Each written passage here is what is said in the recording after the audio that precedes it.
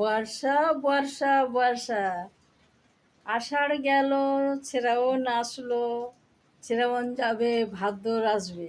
তো বন্ধুরা, চলুন এই শ্রাবণ আষাঢ়ের ভাদ্রের মধ্যে আমরা সাবুদানার পাঁপড় ভেজি খাচ্ছি আর আলুর চিপস করে খাচ্ছি খিচুড়ি ভাতের সাথে। বন্ধুরা, সাবুদানার পাঁপড় তো আমি কড়াইতে তেল গরম করতে দিয়ে দিয়েছি। তো এই পাঁপড়গুলো আমি এবার ভাজবো এক এক করে। তো গ্যাসটাকে আমি স্লো করে রেখেছিলাম, গ্যাসটা জোর করে দিলাম।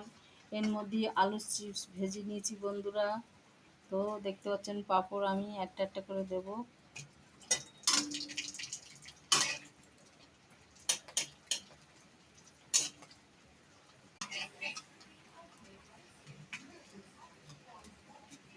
বন্ধুরা, সাবুদানার পাঁপড় এটা, তো এটা আমি ভেজে নিয়েছি, এটা তুলে নিচ্ছি।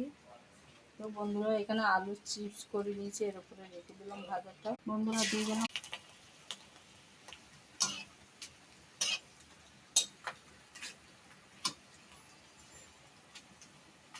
হয়ে গেছে, উঠিয়ে নিলাম, দিলাম বন্ধুরা।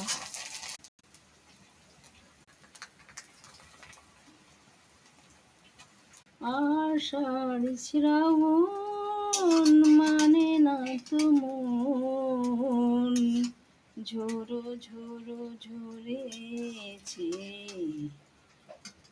তোমাকে আমায় মনে পড়েছে।